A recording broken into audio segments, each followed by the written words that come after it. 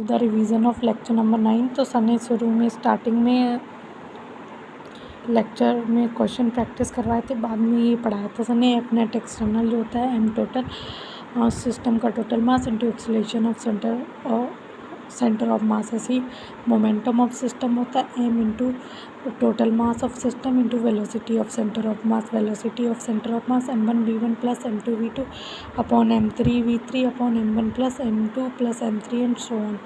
Acceleration of centre of mass m1 a1 plus m2 a2 m3 a3 upon m1 plus m2 plus m3। ये चारों मैं बहुत बार बता चुकी हूँ, तो आप बस इतना ध्यान रखें जब भी आपसे एक्सेलरेशन ऑफ सेंटर ऑफ मास पूछे तो आप एक एक्सटर्नल फोर्स देखें, क्योंकि इंटरनल फोर्सेस कभी भी सेंटर ऑफ मास को एक्सेलरेशन प्रोवाइड नहीं करती। तो जैसे इस सिस्टम पे F लग रही है तो टोटल मास सिस्टम का 3m into acceleration of centre of mass, तो acceleration of centre of mass आ गया F/3m।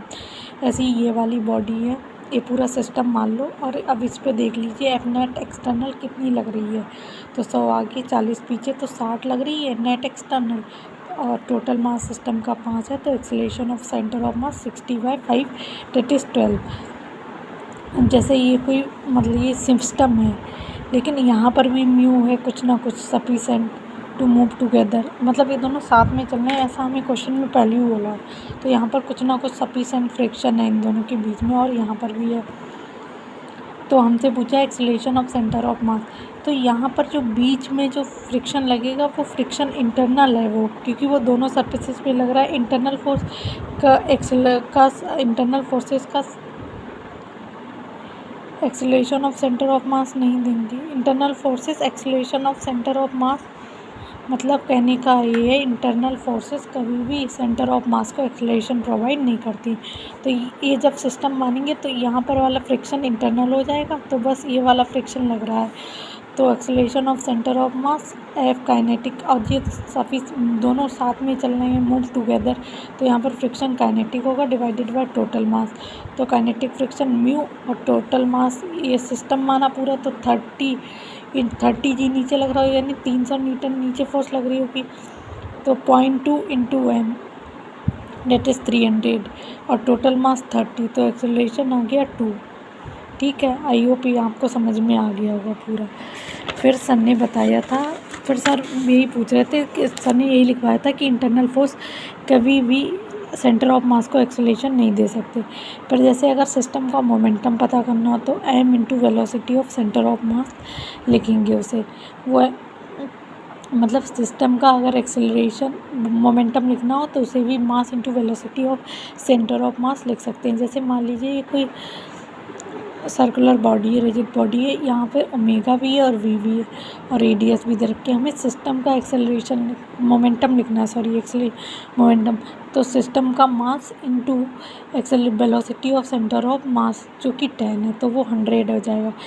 ऐसे ही 3 kg की एक रॉड है, तो ये वेलोसिटी भी ओमेगा भी दे रखा है, लेकिन हमें सिस्टम का मोमेंटम लिखना है, तो mass into velocity of centre of mass, तो मोमेंटम 30 आ गया। अब जैसे ये रॉड है, यहाँ पर सेंटर ऑफ मास के अबाउट इसकी v वेलोसिटी है, तो मोमेंटम ऑफ रॉड क्या हुआ, मास इंटू वेलोसिटी। अब हमें पता है कि वेलोसिटी बराबर v बराबर r ओमेगा होता है, तो इस सेंटर ऑफ मास से इसकी डिस्टेंस l/2 है इंटू ओमेगा, तो l/2 और इंटू ओमेगा।